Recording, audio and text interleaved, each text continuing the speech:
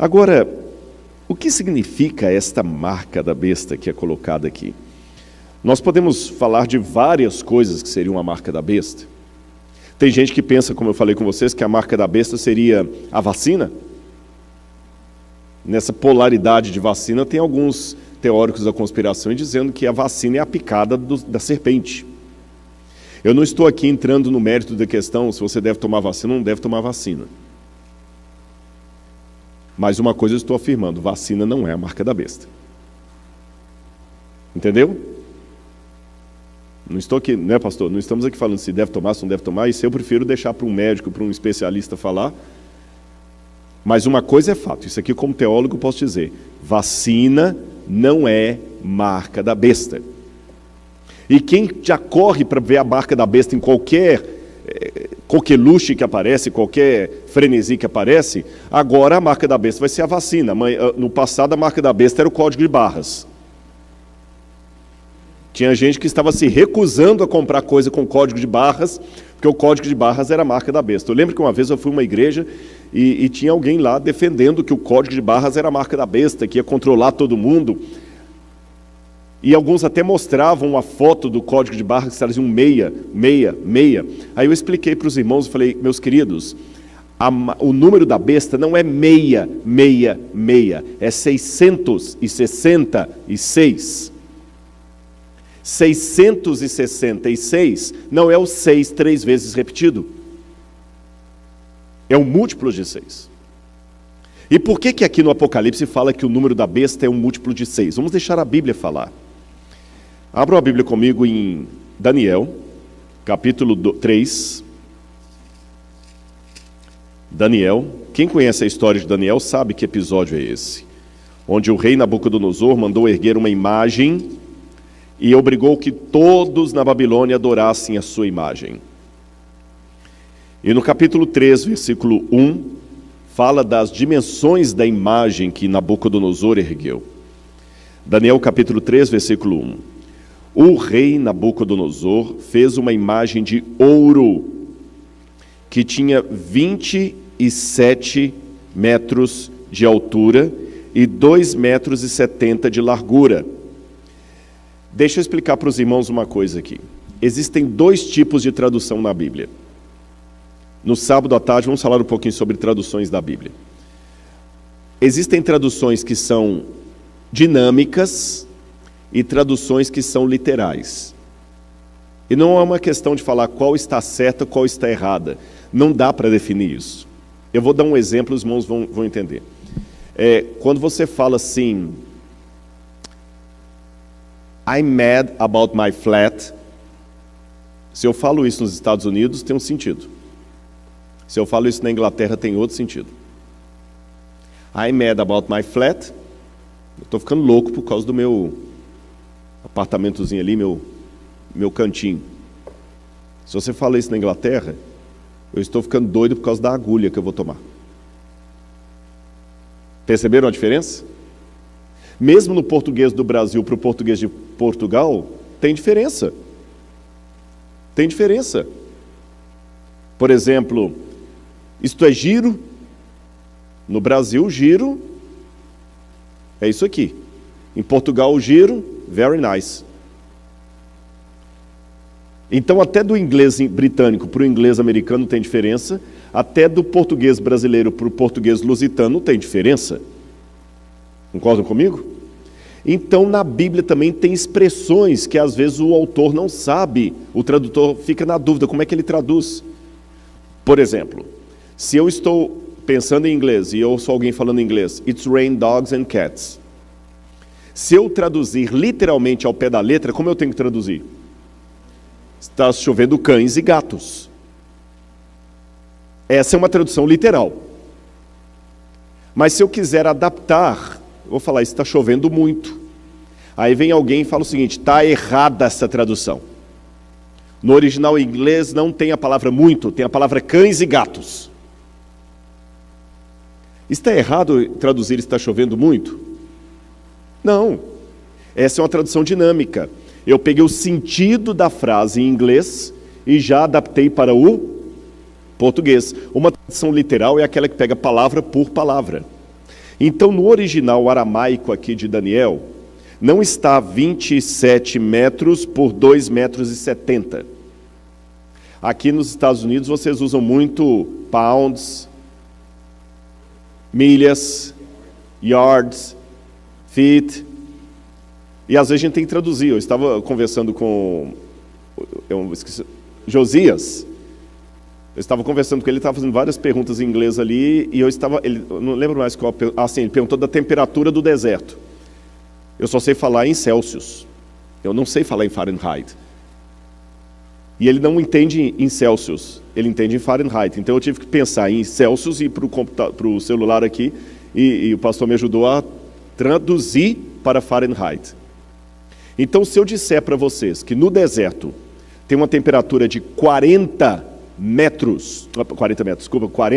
graus, aí você vai traduzir para o inglês, você pode colocar 40 degree, ou você pode já adaptar para Fahrenheit e falar 100 degree. Mas eu não falei 100, eu falei 40. Ficou claro isso para vocês? Então aqui apenas o tradutor fez uma adaptação, mas no original aramaico, o tamanho da estátua de Nabucodonosor é 60 côvados por 6. E esse número tem uma importância, porque na Babilônia, a base da matemática da Babilônia era o número 6. Desde a época da Suméria, da Mesopotâmia ali, depois da Suméria veio o Elamita, os babilônios e tudo mais. Sabe como é que eles contavam? Eles não contavam como a gente, 1, 2, 3, 4, eles contavam assim, olha, 6, 12, 18, 24, 30, você entendeu? Eles iam fazer sempre múltiplos de 6. E cada parte do dedo aqui era um conjunto de 6. Então você computar a coisa e fazer dá tanto. E ele sempre falava em múltiplos de 6. E o 6 era um número sagrado na Babilônia. Era o número do panteão dos deuses da Babilônia. Era o número mágico de Marduk. Para os judeus, o 6 é o número da imperfeição. É o número incompleto. É o número humano, porque Deus criou o ser humano no 6º dia. Entenderam a questão do 6 para os babilônios? Sim ou não? Aí é por isso que no Apocalipse, o número da besta é um múltiplo de 6. 666. E a história do Apocalipse, como está narrada aqui a profecia, lembra muito Daniel capítulo 3, quando Nabucodonosor ergueu ali a imagem. Alguns acham que esse número da besta significa que Tsar Neron é uma referência ao imperador Nero. Mas eu não acredito nisto. Em primeiro lugar, porque quem criou essa forma de estudar a profecia de maneira pretérita, a profecia é apenas um cumprimento no passado, foi um homem chamado Francisco Rivera, que era um sacerdote católico, numa época em que os protestantes reconheciam a falha da igreja na Idade Média. Então, para poder tirar essa sombra da igreja, Francisco Rivera criou um método de estudo do Apocalipse que a gente chama de preterismo. Ele fala o seguinte: o Apocalipse não tem nada a ver com o futuro. Ele se cumpriu todo no tempo de João. Então a besta do Apocalipse é Nero, que perseguiu a igreja cristã. Mas isso foi apenas uma maneira de tirar a sombra da igreja. Eu não acredito que o Apocalipse possa se referir ao passado, porque Jesus falou para o Apocalipse assim, para João assim, abra comigo o Apocalipse capítulo 1. Apocalipse, capítulo 1, versículo 1. Revelação de Jesus Cristo, a qual Deus lhe deu, para mostrar aos seus servos as coisas que em breve devem acontecer. No original grego está assim, as coisas que em breve devem começar a acontecer. E ele, enviando por meio do seu anjo, deu a conhecer ao seu servo João, a qual atestou a palavra de Deus e o testemunho de Jesus Cristo quanto a tudo que viu. Bem-aventurado aquele que lê, e bem-aventurados aqueles que ouvem as palavras da profecia e guardam as coisas nelas escritas, porque o tempo está próximo. Então ele fala de um tempo que está próximo. Agora vejam o verso 19.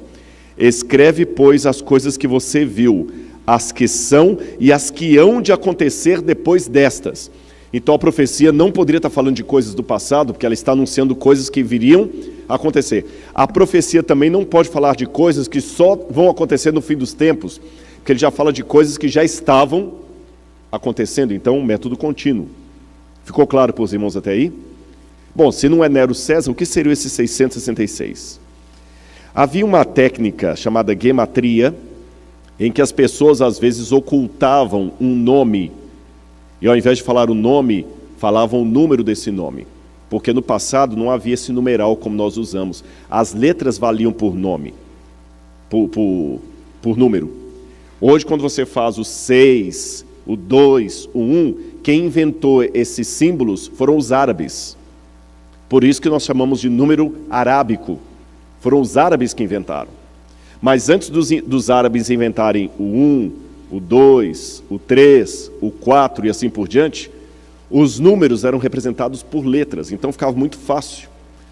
E de acordo com Irineu de Lyon, um autor da igreja cristã do segundo século, que foi evangelizado por Policarpo, que foi evangelizado por João, então ele conheceu o apóstolo João, conheceu alguém próximo do apóstolo João. Irineu falava que naquele tempo os cristãos entendiam que 666 referia-se ao nome lateinos, que é a forma de falar em grego do nome Roma, reino de latim, dos latinos, Roma, e que era alguma coisa referida a Roma.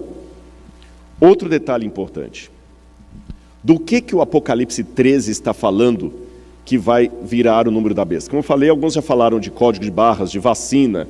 O que afinal de contas é o número da besta? Prestem atenção no capítulo 13 do Apocalipse.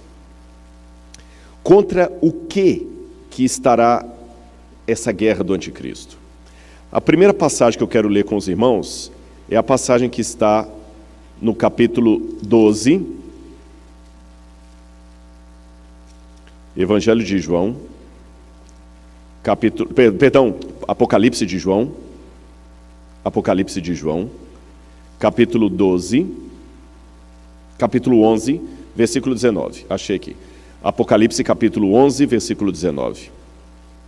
Lembra da visão que eu falei ontem da mulher que era perseguida pelo dragão e tudo mais? Olha o que abre essa visão. Achou na sua Bíblia? Então leiam comigo. Então abriu-se o santuário de Deus que se acha onde? No céu. E o que foi visto no santuário? A Arca da Aliança. No seu santuário. E sobrevieram relâmpagos, vozes, trovões, terremotos e forte chuva de granizo. Deixa eu fazer uma pergunta para vocês. Quando no Antigo Testamento de uma só vez sobrevieram relâmpagos, vozes, trovões e forte chuva de granizo? Não teve a chuva de granizo, mas teve trovões, relâmpagos, vozes nos 10 mandamentos, no Sinai. Quando Deus falou no Sinai, o monte fumegava e vinham trovões, a mesma cena do Sinai. Segunda pergunta que eu faço para a igreja: o que é a Arca da Aliança? É a Arca de Noé? Não é um barco, então. O que é a Arca da Aliança?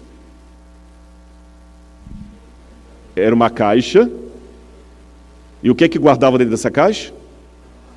A vara de Arão, tá certo? A vara de Arão florida, um pouco do maná. E tinha mais uma coisa importante: as tábuas dos 10 mandamentos. E uma coisa que me chama a atenção em Êxodo capítulo 25, é que quando Deus mandou Moisés fazer o tabernáculo, o santuário, Deus falou o seguinte: Moisés, faça o santuário de acordo com o modelo que eu vou te mostrar. Então Moisés fez, e o livro de Hebreus fala isso, que o santuário da terra era uma cópia do santuário celestial. Então a Arca da Aliança que estava aqui era uma cópia da Arca verdadeira de Deus que está no santuário celestial. E o que João viu no Apocalipse? a arca de Deus, onde? No céu. Agora eu faço uma pergunta para os irmãos. Muitos ensinam que a lei de Deus caducou na cruz, que Paulo diz que a lei foi abolida. Se a lei caducou, o que foi que João viu aqui? João está lá no finalzinho. Será que ele viu a lei? Ou ele não viu a lei? Porque ele fala que eu vi a arca da aliança no céu. E logo depois que João vê a arca da aliança no céu, ele vê o dragão perseguindo a mulher. Depois que ele vê o dragão perseguindo a mulher, olha o capítulo 12, verso 17.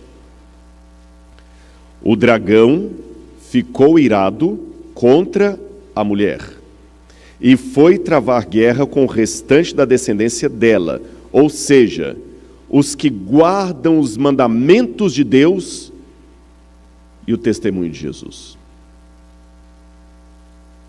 Os que guardam os mandamentos de Deus e o testemunho de Jesus.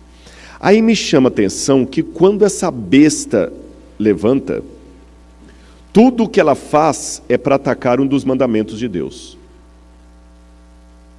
Antes de falar dessa maneira aqui, deixe-me apenas alertar os irmãos de uma coisa. O Apocalipse, olha que curioso isso aqui. É um contraste que os teólogos até observam no Apocalipse, um paradoxo, melhor dizendo. Você sabia que o Apocalipse, de todos os livros do Novo Testamento, é o que faz mais referência ao Antigo, é o Apocalipse? De todos os 27 livros do Novo Testamento, o que faz mais referência ao Antigo é o Apocalipse. Mais do que os Evangelhos, o Apocalipse é o que cita o Antigo Testamento mais do que os Evangelhos, mais do que os livros, as cartas de Paulo, mais do que o Evangelho de João, mais do que o livro de Atos. O livro que faz mais referências ao Antigo Testamento é o Apocalipse. Agora, sabe o que é curioso? Aí que vem o contraste. No Apocalipse não existe nenhuma citação direta do Antigo Testamento. Todas as alusões que o Apocalipse faz ao Antigo Testamento são alusões indiretas. Eu tenho uma hipótese da razão disso. Sabem qual é? Onde o Apocalipse foi escrito? Na ilha de Patmos. João estava preso. Condições completamente precárias. Ele não tinha uma biblioteca ali. Peraí, deixa eu ver aqui. Eu quero citar Isaías 4,16. Deixa eu pegar aqui o rolo de Isaías 4,16. Pega para mim Jeremias lá que eu quero comparar as duas. Não era assim. Mas olha a memória de João, abrilhantada pelo Espírito Santo, que deu capacidade para... Talvez até, eu vou surpreender os irmãos com o que eu vou dizer, talvez nem foi João que escreveu o Apocalipse, sabia disso? Como assim, Rodrigo? É porque naquele tempo, muitas pessoas que não sabiam ler ou escrever, ou mesmo que soubessem ler ou escrever, não podiam escrever todo dia, então perdia a prática. Então você usava um escriba para anotar as coisas para você. E a tradição apostólica diz que quem escreveu o Apocalipse foi um secretário de João chamado Prócoros, que estava com ele na ilha de Patmos. E é interessante que quando você compara o grego do Apocalipse com o grego do Evangelho de João, é completamente diferente. Entenderam? Completamente diferente. Então é como se assim, é a diferença, por exemplo, entre o meu inglês e o inglês de vocês, que está todos os dias aqui. O inglês de vocês está muito mais aperfeiçoado do que o meu. Vocês estão todos os dias falando inglês, ouvindo inglês, conversando em inglês, lendo em inglês e tudo mais. O meu, se eu for agora fazer um sermão em inglês, eu tenho que treinar primeiro. Não vem tão automático assim. É a mesma coisa, a pessoa podia saber ler e escrever, mas não está escrevendo todo dia. Então João talvez usou ali um escriba, mas esse escriba anotava o que João dizia. E o Espírito Santo tomava João de tal maneira que João se lembrava das passagens do Antigo Testamento e ia citando, mas em forma de paráfrase. Então você encontra as alusões ao Antigo Testamento assim, de maneira indireta. Vocês compreendem? De maneira indireta. Igual, por exemplo, os animais de Daniel capítulo 7 aparecem aqui no capítulo 13, na besta. E os 10 mandamentos estão citados também aqui no capítulo 13 de maneira indireta. Como ele cita todo o Antigo Testamento, quer ver? Por exemplo, olha o que a besta faz. O capítulo 13, versículo 1, final. Diz que sobre as cabeças da besta tinha nomes de quê? Blasfêmia. Isso me lembra o quê? Onde é que estava escrito que não devemos blasfemar? Nos mandamentos de Deus. Concordam comigo? É nos mandamentos de Deus. Outra coisa aqui, diz que, o verso 4, e adoraram o dragão porque deu sua autoridade à besta, também adoraram a besta, dizendo, quem é semelhante à besta? Quem pode lutar com ela? Onde na Bíblia está dizendo que não podemos adorar ídolos? Não terás outros deuses diante de mim. Aí, na continuidade, diz que a segunda besta faz uma imagem para a primeira. Quer ver aqui, olha, capítulo 13,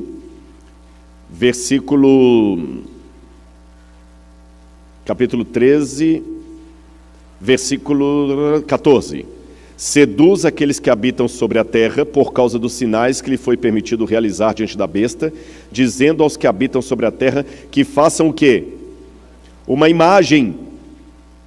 Não farás para ti imagem e escultura. Onde é que está isso?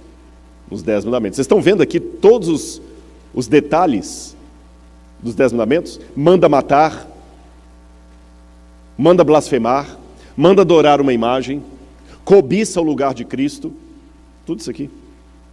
Agora, olha que curioso esse bloco profético.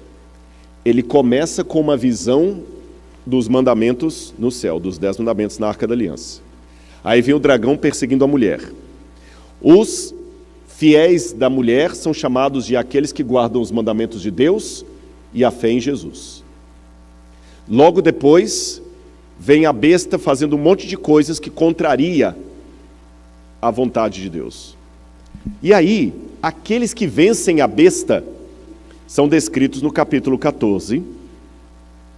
No capítulo 14, versículo 6, diz assim: vi outro anjo voando pelo meio do céu, tendo um evangelho eterno para pregar aos que habitam na terra, e a cada nação, tribo, língua e povo, dizendo: temam a Deus e deem glória a Ele, porque é chegada a hora em que Ele vai julgar. E adorem aquele que fez o céu, a terra, o mar e as fontes das águas. Em que lugar do Antigo Testamento fala que Deus fez o céu, a terra, o mar e as fontes das águas? Em 2 lugares. Gênesis capítulo 1 e 2 e Êxodo capítulo 20.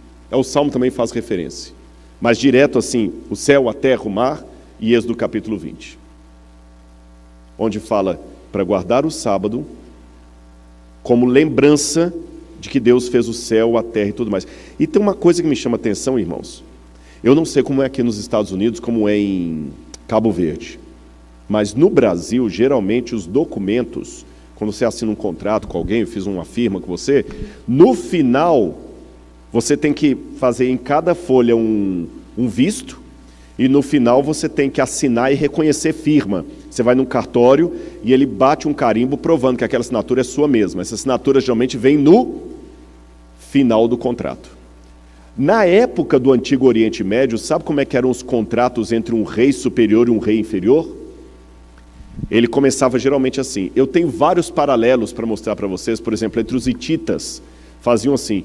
Eu vou fazer, o Eric, por exemplo, vamos supor que eu sou o rei superior, o Eric é o rei vassalo. Aí, os contratos que a gente encontra na arqueologia trazem assim: ó Eric, eu sou o rei Rodrigo, que ajudei o seu país quando você estava sendo atacado pelo seu inimigo. Eu emprestei o meu exército para você e defendi você.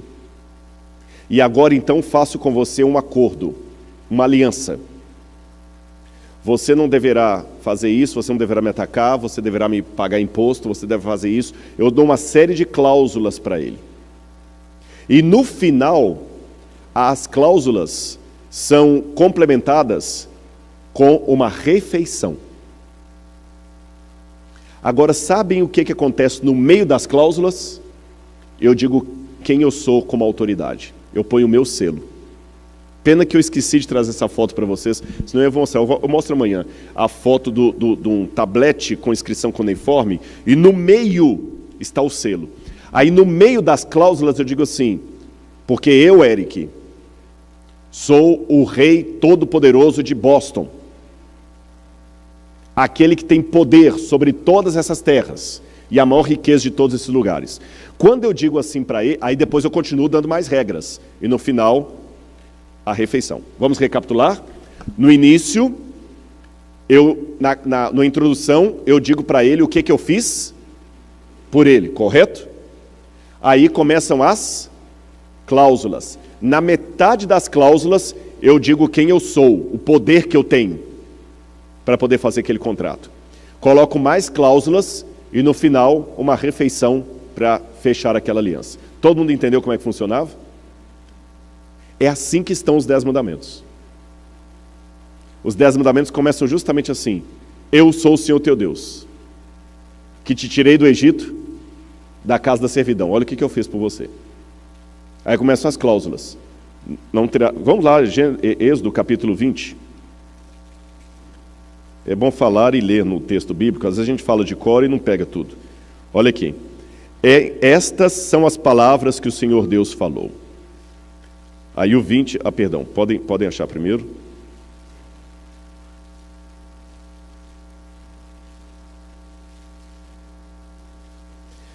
Então, capítulo 20, versículo 1.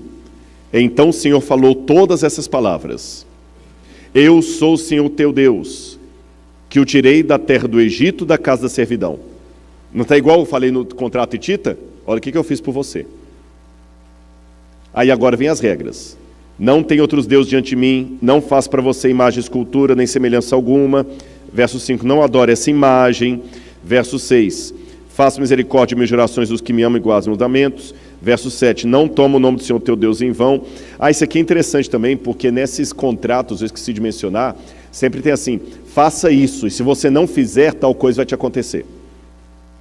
Sabe, e aqui também tem assim, né? Porque eu faço misericórdia, etc. Aí quando chega no verso 8, lembra-te do dia do sábado para o santificar. 6 dias trabalharás, farás toda a tua obra, mas o 7º dia é o sábado do Senhor teu Deus. Não farás nenhum trabalho. Aí no verso 11, o texto interrompe as regras para colocar o selo. Quem é que está falando aquilo? Porque em 6 dias fez o Senhor os céus, a terra, o mar e tudo que neles há, e ao 7º dia descansou. Por isso o Senhor abençoou o dia de sábado e santificou. Aí começam as regras de novo. Honra teu pai e tua mãe, etc, etc. Não mate, não adultere, não furte, não dê falso testemunho, etc, etc. Vocês viram, no coração dos mandamentos está o selo, aquele que diz quem Deus é. E aí, nesse mesmo emblema, repete-se em Apocalipse capítulo 14, quando fala que eles têm o selo de Deus. É interessante essa palavra selo em hebraico, essa palavra selo, a marca de Deus. Apocalipse 14, versículo 1. Olhei e eis o Cordeiro em pé sobre o monte Sião, e com ele estavam 144.000 que tinham escrito na testa o nome do Cordeiro e o nome de seu pai. Aí no verso 6 fala do Evangelho eterno, que é pregado a todo mundo, dizendo, temam a Deus e deem glória a Ele, pois é chegada a hora que Ele vai julgar. E adorem aquele que fez o céu, a terra, o mar e as fontes das águas. Está justamente aqui.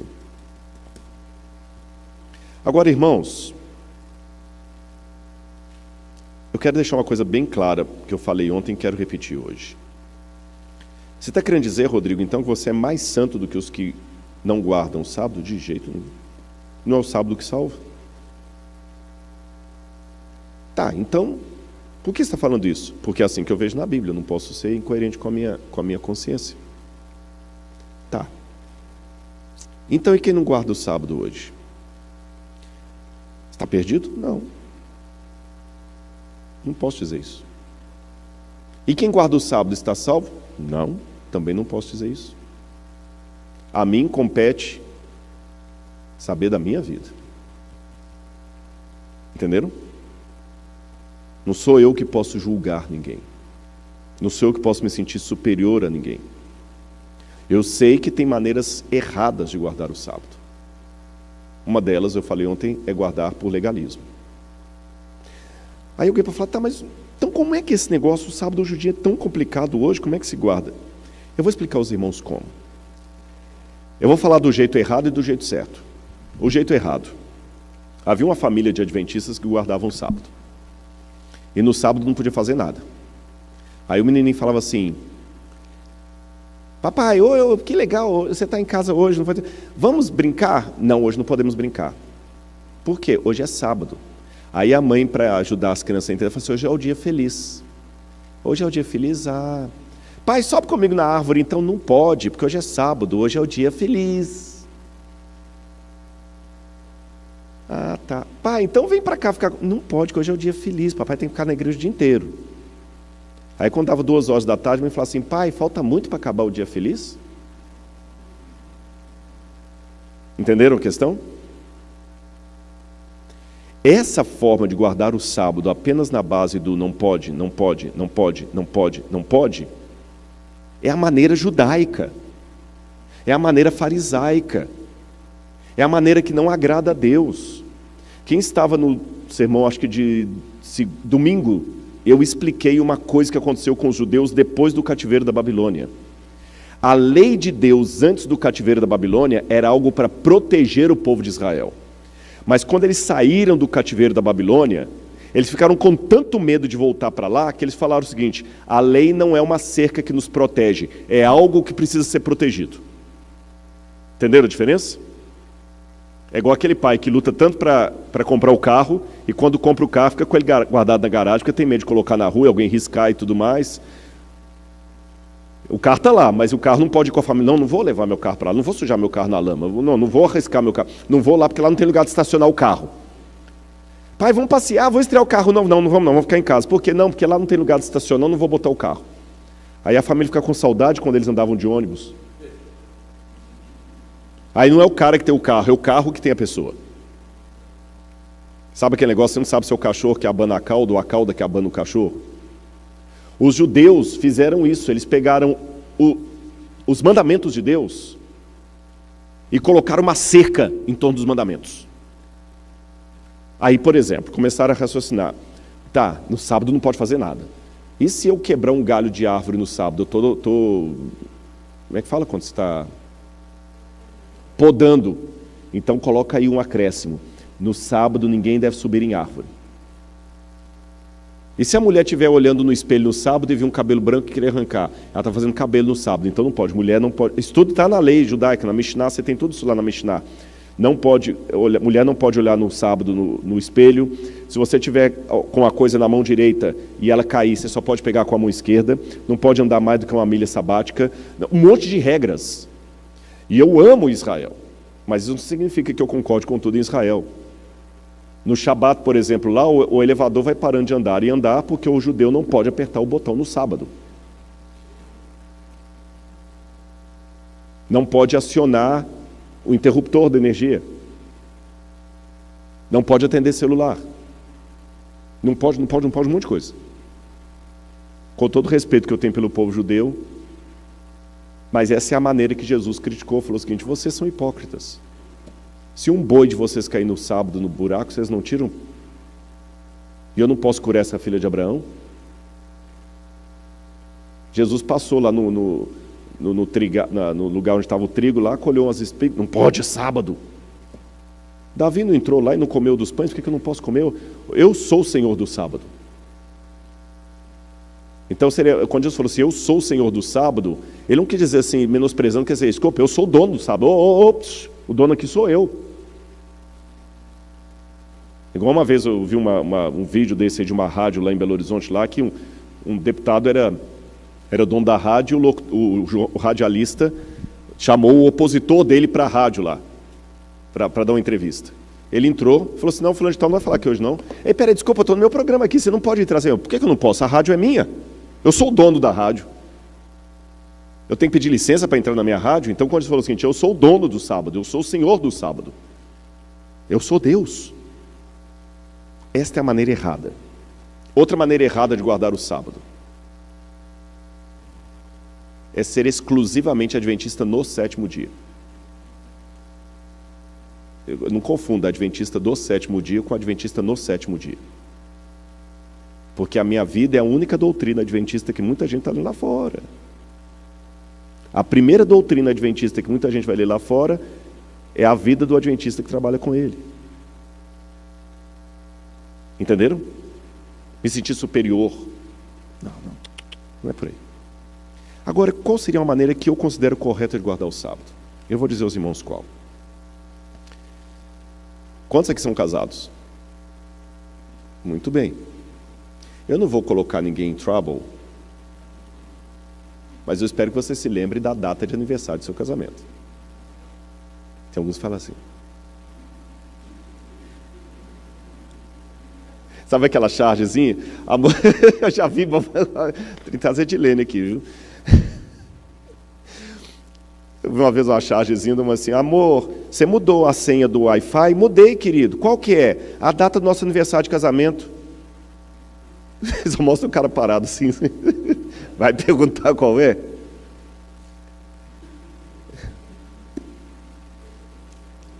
Eu pergunto a vocês.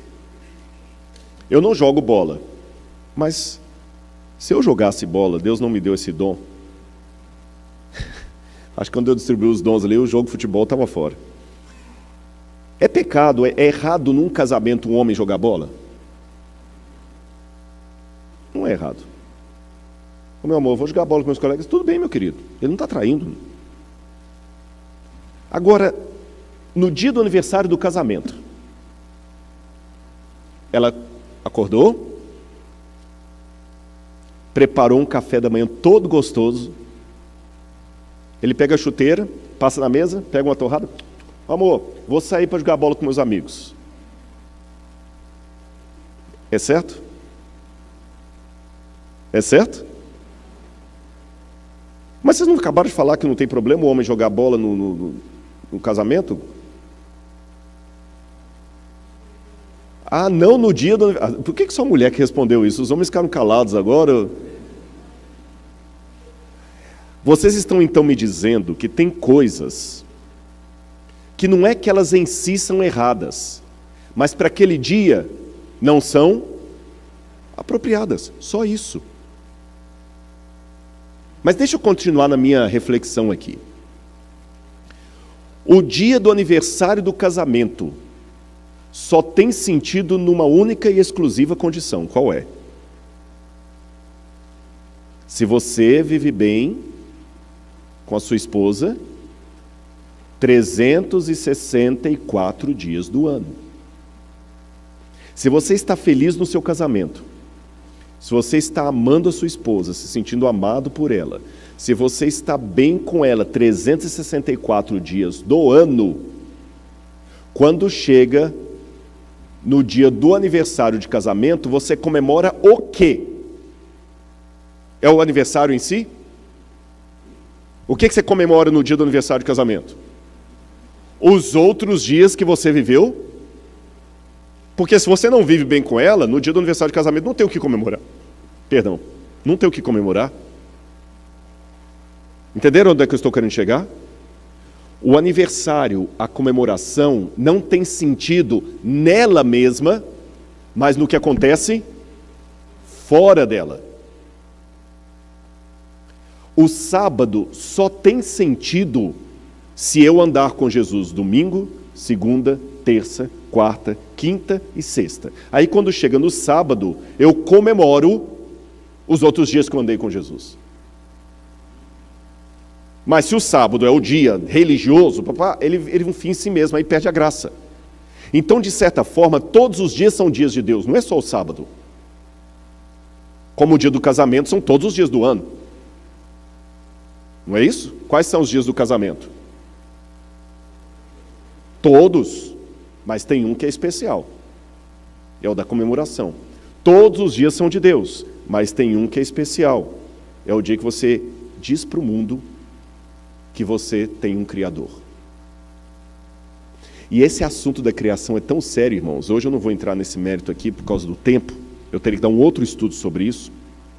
A cronologia da profecia mostra que tudo isso iria durar até o século XVIII, quando a ferida mortal seria dada sobre o papado. E em 1798, 1776 é a independência americana.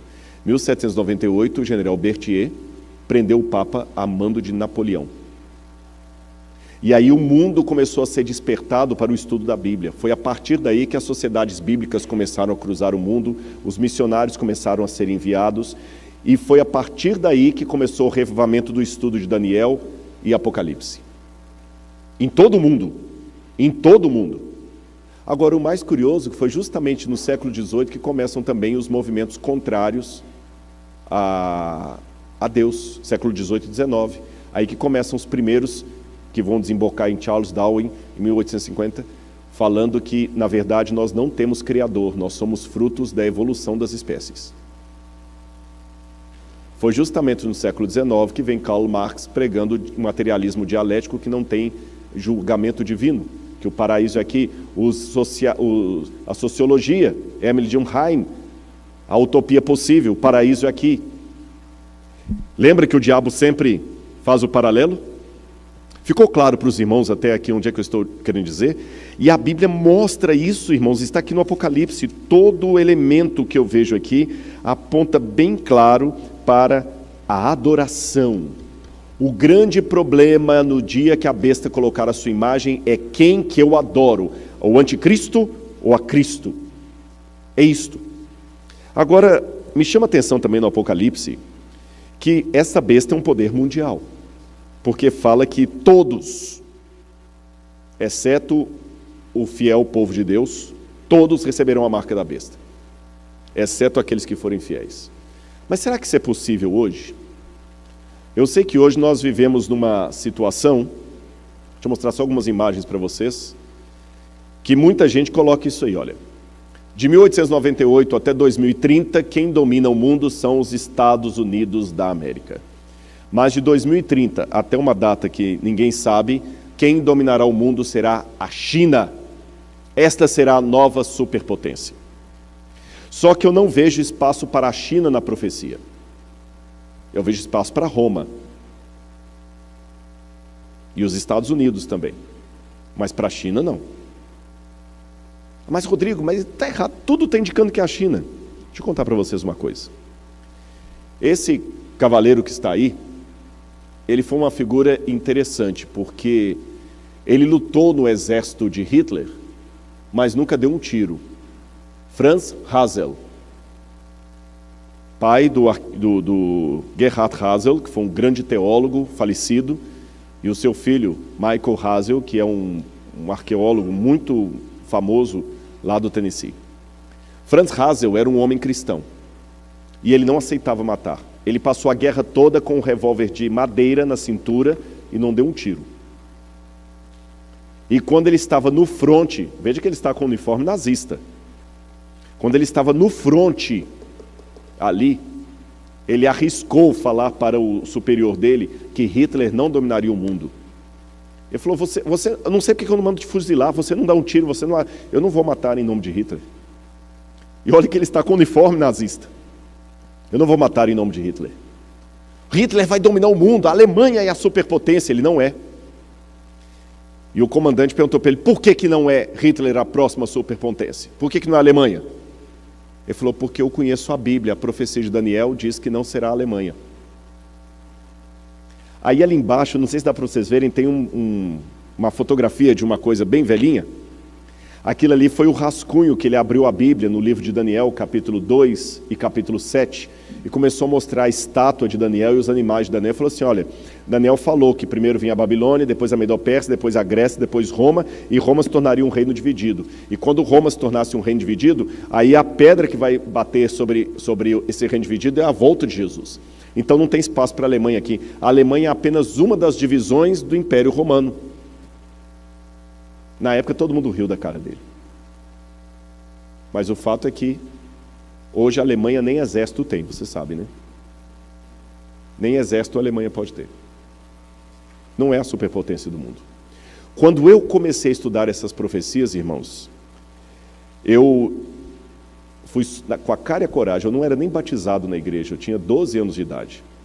Eu fui lá no colégio onde eu estudava, e eu ia estudar à noite. No ano seguinte eu ia estudar à noite, e eu cheguei para o diretor, que era um homem ateu, comunista, e falei com ele: professor, eu não quero vir sexta-feira à noite, porque eu vou entrar para a igreja adventista, eu vou guardar o sábado e tudo mais. E ele riu assim na minha cara: sábado? Que é isso? É porque está na Bíblia. E, gente, imagina, um menino de 12 anos de idade, como é que é isso? Eu falei: não, porque vai ter um decreto, eu tenho que guardar o sábado, nós vamos meter um monte de coisa nele lá. Ele deu uma risada, falou assim: nunca vai acontecer. Quem domina o mundo hoje é a União Soviética, é a União Soviética e Estados Unidos, a União Soviética vai tomar o poder. Aí eu virei para ele e falei assim: olha, professor, eu não sei como, mas a União Soviética vai cair. Ele deu uma gargalhada, falou assim: eu vou te liberar só porque você é um rapazinho muito audacioso, mas isso é bobagem. A União Soviética existe hoje? Então, irmãos, eu não sei como será o futuro, mas eu sei que a China não vai dominar o mundo, porque a profecia não diz que é a China. Agora, o que nós podemos fazer? Antes de falar desse livro aí para os irmãos, deixe-me colocar uma diferença entre o que eu vou apresentar aqui e as teorias da conspiração. Eu falei ontem, mas peço licença aos irmãos para repetir isso, porque é muito sério. Você sabia que extremismo é um lado da verdade que ficou louco? Heresia é a mesma coisa. Heresia é um lado da verdade que ficou louco. Por exemplo, há alguns textos da Bíblia que falam que Jesus é Deus, mas eu posso enfatizar tanto a divindade de Jesus que eu nego a encarnação, que ele se tornou homem. Há textos na Bíblia que falam que Jesus era homem, verdadeiramente homem. Eu posso enfatizar tanto esses textos que eu nego que ele era Deus. Há textos na Bíblia que falam que nós somos salvos pela fé mediante a graça. Eu posso enfatizar tanto a graça que eu nego as obras. Há textos que falam das obras. Eu posso enfatizar tanto as obras que eu nego a graça. Então, heresia é um lado da verdade que ficou louco. A teoria da conspiração é a mesma coisa. Cuidado com a teoria da conspiração. E eu vou dar algumas dicas para vocês aqui para perceberem um teórico da conspiração. E quando você perceber, nem dê bola. Teórico da conspiração geralmente cria alarde em cima de nenhuma fundamentação teórica. Você fala assim: qual a prova do que você está falando? As provas que ele mostra não são provas documentais de livros sérios. Ele mostra recorte de jornal, revista, ou então alguém que ouviu alguém. É sempre assim. Ele nunca mostra o dado. Todo teórico da conspiração geralmente é assim. Ele vai fazer uma palestra para você, ele fala o seguinte: não, porque existem jesuítas infiltrados na igreja. Existe jesuíta? Existe. Como é que você sabe? Como é que você prova isso? Não, porque alguém que ouviu alguém que tinha um primo que era padre, uma vez confessou para ele que tinha jesuíta na igreja. Sabe aquelas histórias que acontecem sempre à distância, com ninguém... Não, porque uma vez um pastor estava vendendo um livro na colportagem, ele bateu na casa de um padre, e o padre falou com ele: rapaz, cuidado que nós temos muitos jesuítas infiltrados na igreja. Quem que é esse pastor? Quem que é esse padre? Não tem como averiguar. Vocês entenderam o que eu estou querendo dizer? Não tem como averiguar, é igual a história de disco voador. É alguém que estava uma vez no Kansas e viu uma luz no céu, não tem como verificar. Irmãos, fé não é crendice. A fé é um arrazoado. Então cuidado com essas informações de não tem, por que você sabe que tem? Não, porque aos Illuminatis, não, porque tem 6 famílias que dominam o mundo. E como é que você sabe? Não, porque elas têm um selo secreto que está lá. Mas é secreto, como é que você sabe? Não, porque tem alguém que falou de alguém, que falou de alguém, que falou de alguém, que falou de alguém, que falou de alguém, que conheceu alguém que trabalhou para aquela casa. É o fulano de tal que o pai dele era iniciado. Geralmente, teórico da conspiração, você descobre pelas provas do que ele está dando. É sempre blá, blá, blá. Ele conta uma história de um pastor que uma vez estava expulsando um demônio, aí o demônio pegou e falou assim: olha, você sabia que o disco do Roberto Carlos é meu, é do capeta. Aí, irmãos, então, olha, não escutem Roberto Carlos porque é do capeta, porque o pastor uma vez expulsou o demônio de uma menina, que o demônio falou que Roberto Carlos é do capeta. Eu acho que eu tenho que ser assim, diz o Senhor, é bíblico. Tá certo? E fora da Bíblia, que está de acordo com a Bíblia, é mais coisa que tem uma fundamentação teórica, uma coisa razoável. Segunda característica de um teórico da conspiração: ele é bom em tudo. Ele, na segunda-feira, se for chamado aqui, ele dá uma palestra sobre economia mundial. Na terça-feira, ele dá uma palestra sobre os computadores, como eles vão dominar o mundo. Na terça-feira, ele fala de música. Ele não sabe nem onde é que está o dó central, mas dá uma palestra inteira sobre música. Na quarta-feira, ele vai falar sobre alimentação. Ele vai falar o que você tem que comer, o que você não tem que comer. Ele é o doutor aqui, ele é o médico. Ele fala de tudo. Ele traz raiz para isso aqui, ele fala que isso aqui que causa aquilo, tudo. Quer dizer, o camarada é bom em tudo, irmãos. Eu não estou falando por arrogância, não, é para honra e glória de Deus. Eu tive o prazer, o privilégio de fazer 2 doutorados e um pós-doutorado. Mas não é falsa humildade, com toda sinceridade. Eu tenho outros 2 doutores ali que podem confirmar o que eu estou falando. Se tem uma coisa que um curso de doutorado lhe ensina, é o tanto de coisa que você não sabe. Às vezes a pessoa, você pode vir aqui na palestra. Não, nesse assunto eu não falo, porque eu não sei. Eu nunca vou falar sobre música, viu, pastor Ronaldo? Eu posso dar minha opinião sobre música numa conversa trivial, eu posso dar minha opinião sobre música, ou posso, eventualmente, numa palestra, dar um exemplo de alguma coisa que dialogue com outra área. Isso eu posso fazer. Como eu pedi licença aqui para falar da psicologia, da medicina, isso tudo bem, é uma licença poética que você usa e que não tem nenhum problema. Eu posso falar o seguinte: olha, por exemplo, a medicina, um médico não pode saber o que a pessoa tem sem um diagnóstico. Eu posso falar isso, eu não preciso ser médico para falar isso. Isso tudo bem, é uma ilustração, mas jamais esperem que eu venha aqui à frente dar uma palestra sobre o câncer. Ainda mais com um médico sentado ali, não vou falar isso. Uma palestra sobre saúde pública. Não vou falar sobre isso. Eu posso até dialogar com um teórico, que eles também estudam, eu posso até dialogar alguma coisa sobre a música, eu tenho um sermão meu que eu conto a história daquele hino Quão Grande És Tu. Isso tudo bem. Mas eu nunca vou dar uma palestra sobre música, os efeitos da música sobre o cérebro. Não é minha área. Mas geralmente o teórico da conspiração, ele é doutor em tudo. E é sempre coisa sensacionalista. Ele sempre está dizendo algo que os especialistas não dizem, só ele que sabe. Ele sabe os efeitos da música, ele sabe tudo sobre alimentação, ele sabe tudo sobre lar e família, ele sabe tudo sobre profecia. Olha, eu posso fechar o seminário de teologia, mandar embora todos os professores, botar só ele para dar aula, que dá aula de tudo. Ele sabe tudo sobre maçonaria, ele sabe tudo sobre Illuminati, ele sabe tudo sobre tudo. Aí eu penso que não. Vocês entenderam o que eu quis dizer com a questão do doutorado? Vocês sabem, o doutorado te mostra, você não sabe nada disso aqui, então fica na sua. E a última questão sobre o teórico da conspiração.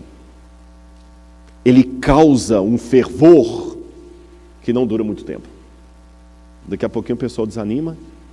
Sabe aquela parábola do Pedro e o lobo? Que o menino descia gritando, "Ó o lobo, ó o lobo, ó o lobo!" Todo mundo assustava. E não era nada. Até o dia que ele desceu gritando, "É o lobo, é o lobo, é o lobo." E era mesmo, e ninguém deu bola, e o lobo fez o estrago. Então, meus irmãos, cuidado com os teóricos da conspiração. Quando alguém fala alguma coisa, fala assim: qual livro que está dizendo isso? Onde é que está aí na Bíblia? Onde é que está isso nos livros que você está lendo? Tá bom? Peçam as fontes. Por isso que eu estou colocando as fontes. Esse livro aí, agora que eu fiz esse preâmbulo, eu posso contar para vocês desse livro aí. The Key of This Blood, de Malachi Martin. Malachi Martin foi um jesuíta, e ele não só foi jesuíta, mas ele foi vatinólogo, um especialista em política do Vaticano.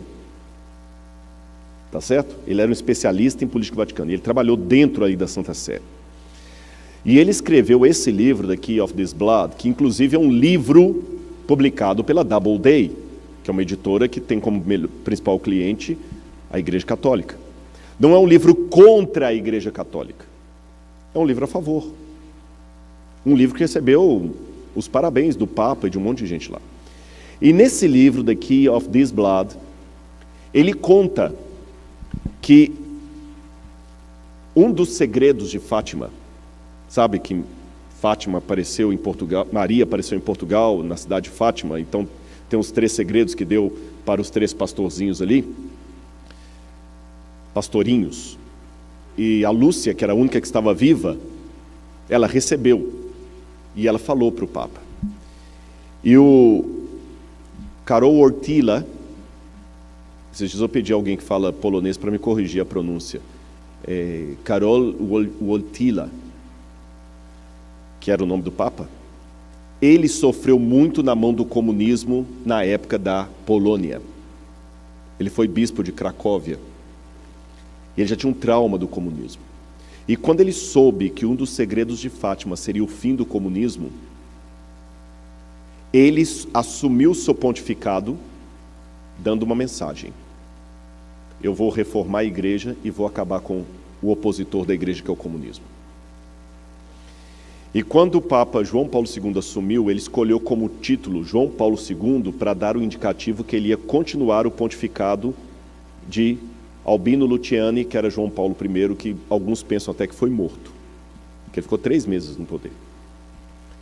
E a primeira coisa que João Paulo II fez, a estratégia dele foi brilhante. O que era o papado até João Paulo II? O Papa era apenas um homem que ficava preso dentro do Vaticano.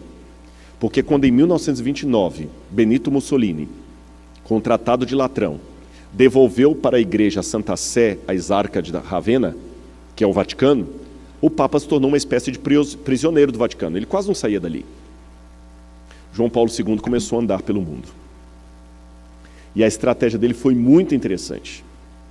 Ele foi ao Brasil, ele arrebatou multidões em 1980. Eu vi pessoalmente João Paulo II. Eu me lembro como eu fiquei emocionado na época. E ele passava e ele tinha uma inteligência tremenda, um jeito manso de falar. Ele decorava frases e um pouquinho daquela língua ali, porque pelo menos o latim, o italiano, o polonês, o inglês e o alemão eles falavam. Então daí já fica fácil você pegar o espanhol, etc. Aí ele pegava algumas frases e, dispensando o tradutor, lia a homilia dele na língua local. E ele foi para o Brasil, o maior país católico do mundo. E ele falava: "O Papa não vos esquecerá jamais." A juventude entrou em êxtase. E ele já começou dando sinais de um grande líder. Quando ele desceu no aeroporto, estenderam o tapete vermelho, ele saiu do tapete vermelho, tirou o solidel da cabeça e beijou o chão. Sinal de humildade. A juventude E assim ele começou a percorrer a América Latina. Depois Medellín. Depois para onde que ele veio? O maior país protestante do mundo. E quando ele esteve aqui, os ginásios lotaram de jovens americanos, clamando pelo Papa. Chegaram até a falar assim: o Papa é pop. Até teve uma música no Brasil com esse título, o Papa é pop.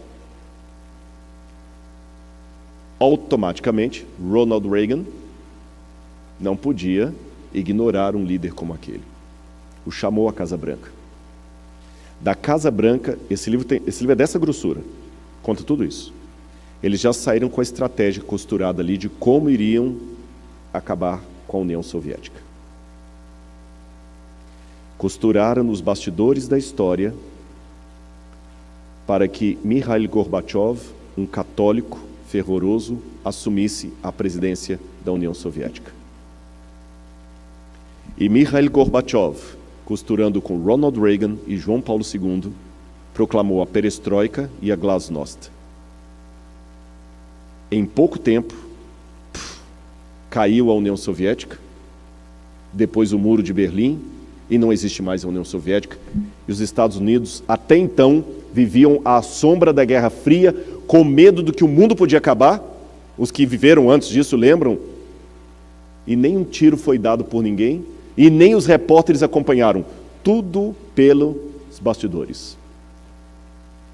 E o Malachi Martin diz que muitas pessoas se enganam pelo silêncio do Vaticano, achando que o catolicismo é um poder ultrapassado. Não é. há mais coisas para o futuro. Vejam, eu falei algo que por um primeiro momento pode parecer teoria da conspiração, mas eu estou dando a fonte. E esse livro não é o único não, é apenas um, mas é uma bibliografia, não é um livro só não. Como mineiro eu digo assim, as pesquisas que eu faço são um queijo de várias vacas. Não tem assim, Rodrigo, qual que é o livro que você lê para poder... Não tem um livro, são vários. São 1000 páginas de leitura para 10 minutos de palestra.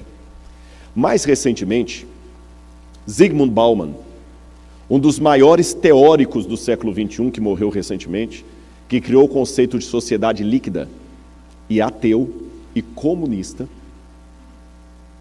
Ateu e comunista. Ele tinha um... Não era bem comunista, mas ele tinha uma simpatia pelo comunismo. Uma simpatia. Zygmunt Bauman disse o seguinte: o Papa Francisco é a minha esperança. Porque Zygmunt Bauman percebeu o seguinte: o mundo hoje, por que ele chama de sociedade líquida? O mundo não tem mais firmeza, não tem consistência. O que é o líquido? O líquido está aqui, ó. Enquanto está dentro dessa garrafa, ele está nesse formato. Se eu tirar dessa garrafa e colocar num copo, ele assume o formato do copo. Se eu tirar do copo e colocar num prato, ele assume o formato do prato. Mas se eu quebrar o prato, o líquido derrama, ele não tem consistência. O mundo hoje não tem consistência, a família não tem consistência, os filhos não têm, o mundo está perdido. Só que Bauman está chegando à conclusão que ele não tem solução para o mundo, mas quando ele teve um encontro com o Papa Francisco, ele falou: esse homem. E eu vou dar mais um resumo para vocês. Esse sujeito aqui também, ele é interessante, Jeremiah Lant. Jeremiah Lant, ele é autor do livro The Parting Instinct, A Cultural History of Humanity's Search for Meaning. Ele fala da padronização, e esse livro, ele fez uma análise sociológica sobre o coronavírus. E ele colocou o seguinte: o coronavírus significa o fim da era neoliberal. Qual é o próximo? O coronavírus é um cadinho político derretendo e remodelando as normas atuais. A nova era será uma fortaleza da terra, ou um prenúncio de uma sociedade transformada em base a um novo conjunto de valores. Em 2017, mais de 15 mil cientistas de 184 países emitiram um aviso sinistro para a humanidade de que o tempo está se esgotando. Eu fui atrás dos artigos científicos disso, que ele cita. Que o tempo está esgotando. Logo será tarde demais, escreveram eles, para mudar o curso da nossa trajetória fracassada. Então, inclusive tem o artigo científico que foi publicado, porque eu falei, não é só ler o livro, eu fui atrás das fontes que ele usa. E o Bioscience tem os artigos lá, olha, esse publicado na Bioscience, World Scientists Warning the Humanity a Second Notice. Os cientistas estão alertando o mundo. E não pense que é só questão ecológica. Eu vou resumir, porque o meu horário já está acabando. Sabe o que está acontecendo no mundo hoje? Imaginem uma casa com várias crianças. Eu esqueci de mencionar uma coisa, gente. Até eu vi ele tirando foto ali, foi bom para isso. Não, mas o que eu falei, você me ajudou aqui agora. Há vários dias que eu estou ensaiando dizer para vocês que eu vou deixar os PowerPoints da semana todos salvos no computador da igreja, e quem quiser pode pegar lá, tá bom? Traga só um pendrive, eu não sei se o pastor tem que mandar por e-mail, ele é pesado, não sei se vai por e-mail. Mas se alguém trouxer um pendrive, eu posso dar todos os slides para vocês, viu? Obrigado, pode tirar foto à vontade também, não estou recriminando não. Mas é que às vezes, puxa, ele passou o slide, eu queria tomar aquele versículo aqui, aquela passagem ali, aí vocês tragam um pendrive, era para ter dito isso desde anteontem, eu esqueci, agora que eu vi ele tirando foto, eu lembrei disso, tá bom? Eu não tenho ciúme de PowerPoint não, tem gente que não gosta, mas para mim não, posso dar à vontade, clique nos links lá, etc. Lembrando, é claro, que eu só estou dando aqui uma pinceladinha das bibliografias, mas continuando o que eu estava dizendo, imagine por um instante uma casa cheia de objetos cortantes, objetos inflamáveis, pontiagudos, e 5 crianças hiperativas dentro dessa casa, sem nenhum adulto para colocar ordem no cenário. Já imaginou a tragédia? Sangue para todo lado. Pois essa parábola que eu acabei de criar aqui agora, isso é uma parábola. É a maneira mais didática que eu encontro para explicar para vocês, à base de tudo que eu tenho lido dos acadêmicos, qual é o futuro qual é o estado atual do mundo. Leiam também esse livro do Yuval Harari, 21 lições para o século XXI. Esse livro, A Estrada para o Futuro, do Bill Gates, que é mais antigo, e outros mais que eu poderia citar aqui. Eu vou dizer para vocês qual o significado das crianças hiperativas numa casa com objetos cortantes, pontiagudos e inflamáveis. A primeira criança imperativa que está... E lembrem, crianças que estão numa casa sozinhas sem nenhum adulto, nenhum pai para botar moral. É um perigo, não é? Primeira criança imperativa do mundo. Internet. Quem controla? Ninguém. E a pior ameaça para o seu filho pode estar no quarto dele, no computador ou no celular. Lembram da baleia azul? Ensinando as crianças a suicidar? Na internet você pode colocar de pedofilia a armas nucleares. Você pode ensinar na internet. Isso que eu não estou entrando na Deep Web. A Deep Web é pior ainda. A Deep Web é como se fosse o basement da internet, onde os hackers conseguem entrar para se reunir e ali eles fazem de tudo. De tudo. E cada dia que passa você sabe que o seu destino está sendo controlado por algoritmos de internet. Eu recomendo vocês, eu não coloquei a imagem ali, que assistam também o documentário O Dilema das Redes. Em português é o Dilema das Redes, eu não sei como está em inglês. Se alguém conseguir achar o nome em inglês aí, eu posso passar em inglês. Em português é o Dilema das Redes. Vou dar um exemplo para você. Você já entrou em alguma página que fala assim, você tem que clicar assim, I'm not a robot. Aí você clica ali. Qual que é o nome em inglês? The Social Dilemma. The Social Dilemma. Aí você clica lá, eu não sou robô. Aí logo em seguida ele aparece em 6 quadros. E fala assim, aponte os quadrinhos que tem um semáforo. Sabe por que você faz aquilo? A inteligência artificial está sendo elaborada e ela está em evolução. Você está treinando a inteligência artificial para reconhecer de maneira mais rápida elementos, cada vez de maneira mais sofisticada. Então, quando você está conversando sobre cachorro com seu colega, e quando você abre o celular, começa a aparecer um monte de propaganda de ração para cachorro, não é coincidência. Os algoritmos conseguem até sugerir o que você deve escolher e até prever a sua escolha. Quem controla a internet? Um hacker pode acabar com a bolsa de valores. Hoje fala-se muito do cyber security, mas eu queria falar do terrorista, cyberterrorismo, terrorista cibernético. Primeira criança, internet. Quem controla? Ninguém. Segunda criança, ecologia. Eu sei que se eu entrar no mérito aqui, a Amazônia é do Brasil ou não é do Brasil, isso dá uma polêmica.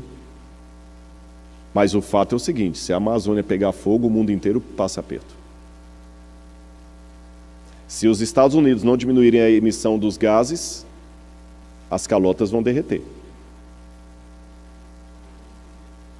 As calotas vão derreter. Quem controla tráfico? Quem controla os crimes ecológicos? Ninguém. É uma criança imperativa. Terceira criança hiperativa. Tráfico de drogas e de armas. Quem controla isso em nível mundial? Ninguém. Apesar do FBI, apesar de todo o sistema de segurança, as drogas entram aqui à vontade, armas entram, saem, os traficantes estão armados no Rio de Janeiro com metralhadores israelenses, não sabe como, o exército não tem aquela arma, mas o traficante tem.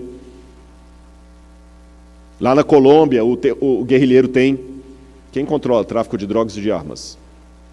Quarto, quem controla a Bolsa de Valores? Bolsa de Valores é apenas uma maneira simpática de falar de especulação.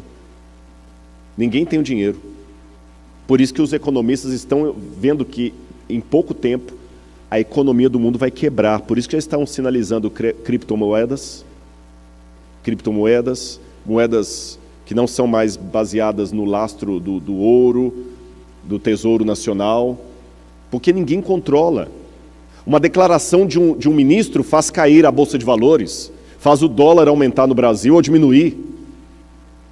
Um vírus como esse aí, e pode ter certeza, boa parte da crise econômica que o mundo mergulhou por causa do Covid, não foi uma crise real, foi uma crise especulativa.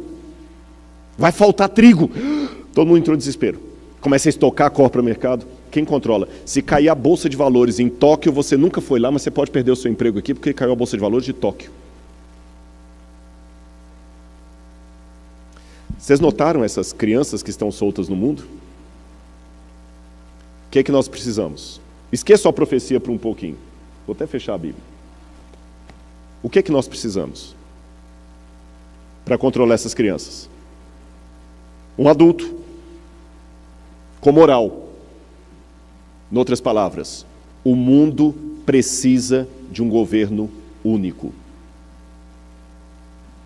Não é uma questão que eu acho ou deixei de achar. Tem que ter.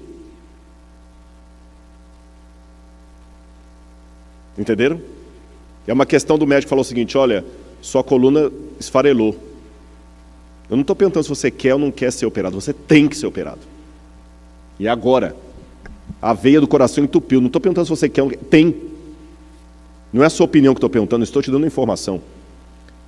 É apenas saber quando e quem vai assumir. Tem que ter um governo único. Uma vez que eu falei isso na internet, alguém falou assim: Rodrigo é globalista. Não, não sou. Eu estou apenas admitindo uma realidade.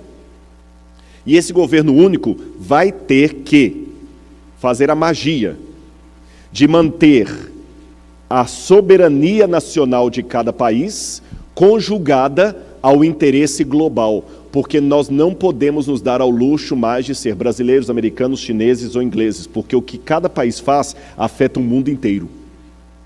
Então precisamos de leis universais, governo mundial, para controlar Bolsa de Valores, para você não ser ameaçado por causa da declaração de um ministro lá atrás, para controlar a alta dos preços ou a baixa dos preços, alguém que consiga controlar a internet de tal maneira que você não tenha problema com um camarada com um site lá em Taiwan, mandando pornografia para sua filha em Washington.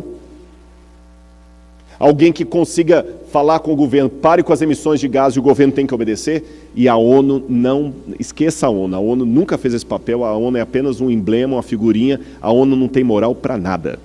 Tanto é que a ONU não conseguiu resolver nenhum problema dos palestinos com os israelenses. Então o que estão se costurando agora? Assim como na época que Malachi Martin falou, estavam buscando um governo mundial, a queda do comunismo, agora também, enquanto eu estou falando, reuniões estão sendo feitas. Eu não sei quais, porque se eu soubesse quais, eu teria que ter uma fundamentação, senão eu caio na teoria da conspiração. Eu sei que coisas estão acontecendo. Quais, eu não posso prever os detalhes. Mas tudo está acompanhando para um governo único. E o que me chama a atenção no Apocalipse, é que eu termino, é que o anticristo, diferente dos outros governos, esse será um governo mundial, que vai controlar tudo. A minha dica para você: quando você vir que esse governo está mundial, ligue o pisca-alerta. Se houver uma lei que, por exemplo, ninguém pode abrir nada no domingo, eu não vejo problema, não abro. Na Bíblia não tem nada me obrigando a abrir no domingo. Agora, quando alguma lei, seja ela qual for, se interpuser entre um mandamento de Deus e a decisão do governo, posso lhe dar um conselho de irmão? Desobedeça. Questão de vacina, não tem nada na Bíblia que me obrigue a vacinar ou não vacinar. Então, cada um tem. O pastor falou um dia num vídeo que deu uma polêmica, e é isso, né? Olha, Você tem o direito de não contaminar, a gente tem o direito de não querer ser contaminado. É uma questão de consciência. Aí eu prefiro não vacinar. Eu não quero, estou com medo, eu não sei como é que é esse negócio aí, não vou vacinar meu filho. Vou vacinar meu filho sim, eu confio no que estão falando. Não tem nada na Bíblia que esclareça, pode ou não pode. Vocês estão entendendo o que eu quero dizer? Mas a Bíblia tem claro que eu não posso adorar outros deuses diante de Deus. Se o governo emplacar, agora a religião nova é essa, cuidado. Fique com os olhos abertos. Mas lembre de uma coisa. Você só vai ter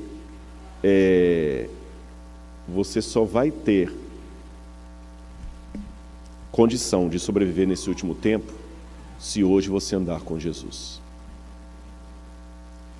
E com relação às pessoas que nem sabem disso aqui que o Rodrigo está falando. Bom, Jesus falou que ele tem ovelhas que não são desse aprisco. E Apocalipse, capítulo 18, tem uma promessa. Apocalipse, capítulo 18. Depois dessas coisas, vi descer do céu outro anjo que tinha grande autoridade. A terra se iluminou com a sua glória. Então exclamou com potente voz, dizendo: Caiu, caiu a grande Babilônia. Ela se tornou morada de demônios, refúgio de toda espécie de espírito imundo e esconderijo de todo tipo de ave imunda e detestável. Pois todas as nações beberam do vinho do furor da sua prostituta. Com ela se prostituíram os reis da terra, também os mercadores da terra enriqueceram à custa de sua luxúria. Ouvi outra voz do céu dizendo: Saiam dela, povo meu, para que não sejam cúmplices dos seus pecados e para que os seus flagelos não caiam sobre vocês. Saiam dela, povo meu. Quem falou isso? Deus. Então Deus tem povo em Babilônia. Um povo fiel, que está lá às vezes porque não conhece. No mundo muçulmano, tem povo de Deus lá. No mundo dos ateus, tem povo de Deus lá. O problema é que o meu preconceito religioso às vezes não deixa Jesus mostrar que ele tinha pessoas fiéis como Naamã, que era sírio e voltou ainda prostrando diante da imagem do ídolo. Ele é meu. Como Ruth, que era moabita, como a mulher sírio-fenícia, que era pagã, como aquele centurião romano que adorava deuses e acendia incenso ao imperador. Jesus de ambos falou: nunca vi uma fé como essa em Israel. Então não permita que a sua convicção religiosa se torne uma soberba para se achar melhor do que os outros por causa da sua teologia. O povo de Deus ainda está em Babilônia. Compete a você estudar a Bíblia, pregar a mensagem e ficar firme no Senhor. Aqui está a perseverança dos santos, os que guardam os mandamentos de Deus e a fé em Jesus. E eu termino o sermão de hoje com essa imagem, e eu vou pedir ao pastor Ronaldo que venha cantar para nós aqui, porque esse quadro, irmãos, lembra que eu contei para vocês que, rapidamente, que a minha mãe tinha uma Bíblia e ela queimou a Bíblia? Quando eu era criança, depois daquele sonho que eu tive com a volta de Jesus, eu achei debaixo da televisão da minha casa uma Bíblia velha. E dentro da Bíblia tinha um folheto de capa alaranjada, escrito assim: urgente. Eu já estava aprendendo a ler nessa época. E eu ficava lendo dentro do folheto, tinha essa imagem, essa foto. E estava escrito assim: olhe bem para essa imagem. Observe os detalhes. É Cristo voltando como Ele prometeu. Agora você já está preparado. E tem uma decisão a tomar. Colocar-se neutro é colocar-se em oposição. Cristo vem, prepare-te. Irmãos, eu ficava namorando essa imagem. Pode tocar, bonito. Eu ficava namorando essa imagem como um adolescente apaixonado pela primeira vez. Olha os detalhes. Hoje a gente nem desenha mais assim, essas roupas nem são as roupas que usamos mais hoje. Mas eu ficava vendo os anjos, o detalhe do carro capotado. Eu estou olhando aqui agora, parece até que eu estou de novo, com 8 anos de idade, 9 anos, por aí. Eu abri aquela Bíblia, nem tinha vontade de ler porque não tinha desenho. Aí eu me lembro que um dia o meu pai falou: o que você quer de presente de aniversário? Eu falei: pai, eu quero uma Bíblia. Mas eu quero uma Bíblia com ilustração. Aí ele me deu: você tem certeza que é isso? Não vou te dar outra coisa, eu quero. Aí ele me deu uma Bíblia igual a essa aqui. Não é exatamente igual a essa, mas com ilustração como essa grande aqui. E eu ficava vendo as fotos. E também olhava para o folheto. Meus queridos, eu vou dizer para vocês do fundo do meu coração, você pode até discordar de algumas coisas que eu falei, mas não duvido da minha sinceridade. O que eu mais quero é ver aquele dia.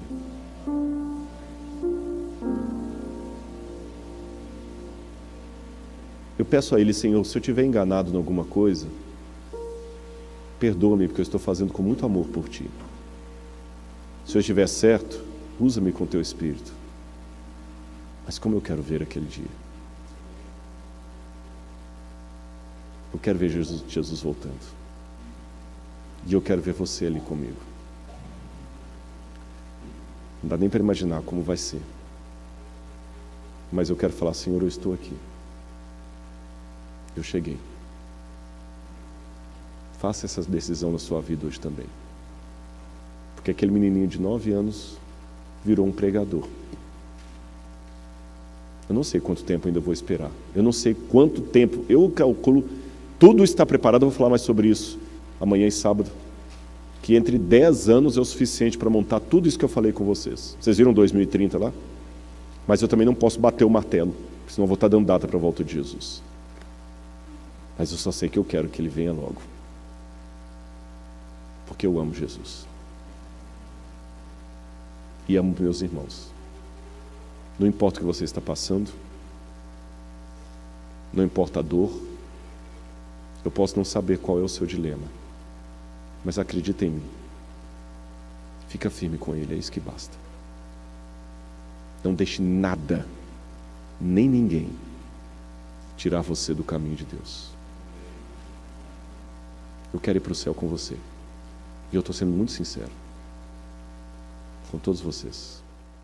Em nome de Jesus.